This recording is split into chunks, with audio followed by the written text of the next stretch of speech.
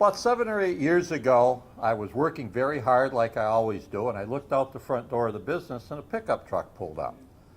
Had a lot of dents on the fenders, a little dirt on it, and it's very obvious it was a working man's truck. And I also noticed it had North Dakota license plates on it, which is a little bit unusual. And the gentleman got out of the truck and he walked in the building, and I asked if I could help him, and he said, "Yeah, I'd like to buy 2 hay wagons and a potato rake." I said, "Well, sir, that business that used to be here and do that went out of business over 20 years ago, and they're no longer here." He says, "Well, that's a shame. They made really good hay wagons." And he went over and got a cup of the coffee, which we have free for our customers every day. And as he went to leave the building, he turned around and looked at me and said, "You know, things sure have changed around here. Last time I was here, there were a lot of cornfields here and a lot of open space." Yeah, a lot has changed in Brooklyn Park over the last 20 to 25 years. About 2 years ago, I applied for and was proud to be chosen as a member of the First Business Forward Task Force. That organization met and evolved into what is currently the Business Forward Advisory Board. From the beginning, that was a very aggressive meeting schedule for that group. We started to meet in the winter months. We met every other Tuesday evening. We met late at night, and some of those nights weren't the nicest. We had the cold weather and the blowing snow, and it was late at night. But one thing that impressed me from the beginning was we had near 100% attendance at every one of those meetings for that whole period. And to me, it spoke to the fact that as one of the business members there, number one, I felt we were accomplishing something and it was worthwhile. Number two, we were totally engaged in that process and we were enjoying it.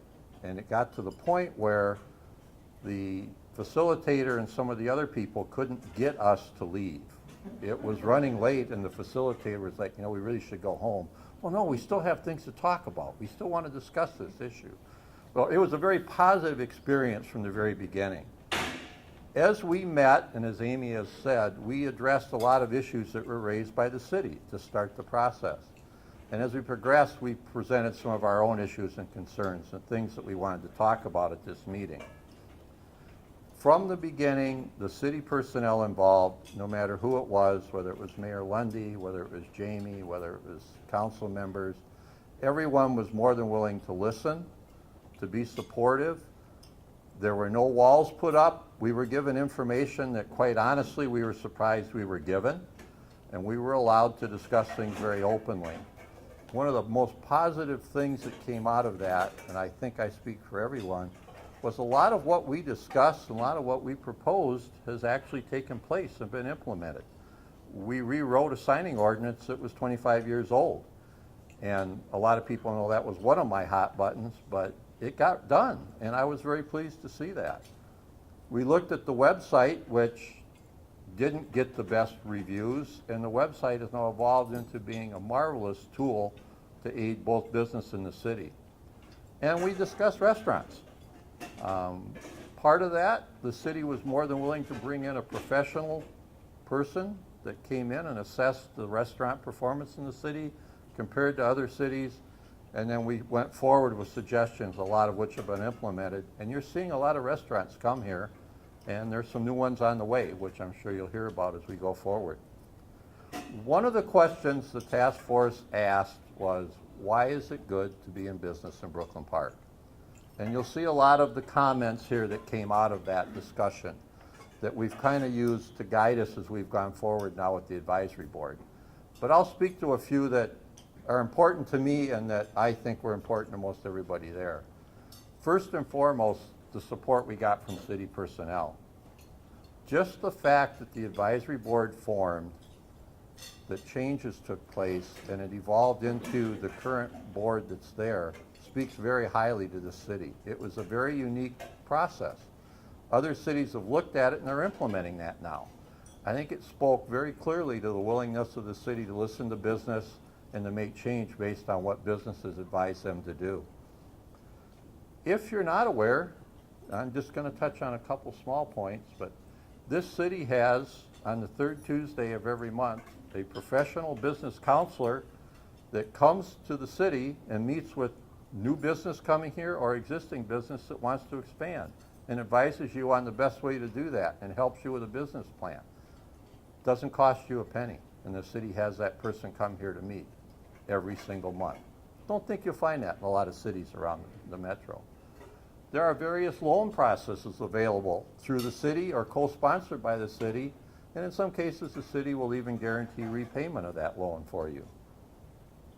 This city has grown, it continues to grow, and I think one of the key assets, and it's listed, is that we have land. And you don't have to knock down a high-rise to build on it. You just have to get a good plan, come to the city, and if it fits our vision for the future, you've got land available here to grow on. And obviously that's impressive because a lot of people are taking advantage of that right now. We get absolutely excellent support from Hennepin Tech, North Hennepin Community College, Rasmussen College. They train people, they make a quality workforce available for employers, and I know for a fact one of the major businesses coming to this city that is already on the way here, they've already broken ground. They're here strictly because they could get a workforce trained for their field. And I know that that company is actually recruiting internationally to try to find the workforce they need. So that was a major part of why they came here. The infrastructure growth of 610, 169, the coming light rail that's coming to our city, all those help support business growth. And that's a positive thing for our city. As Mayor Lundy said, 12.8% employment growth. Nobody can even come close to us. We got to be really, really proud of that. I'm going to give you a little short commercial, but it's not on my business. The Business Forward Advisory Board is currently accepting applications for some new members. We've decided to expand that to allow some new members in. And we've had a couple members that have moved out of the area, and we have those positions to fill. Currently, you can go to the city website, you can get the application, you can apply. Only a few are chosen, but we will choose people to join that board. If you have questions about the board or you need the application or anything you want to know, I'm at Galaxy Auto right down the street. You can find me there almost any given day. This city has a clear vision of where it wants to go, and it has a clear vision of how to implement that. And it's turning, in my opinion, turning that vision into reality on a daily and weekly basis. You can see that by all the success we've got going on. It's a fun place to be right now. It's a fun place to have a business. Well, as a gentleman from North Dakota said 7 or 8 years ago, there's a lot changing around here right now.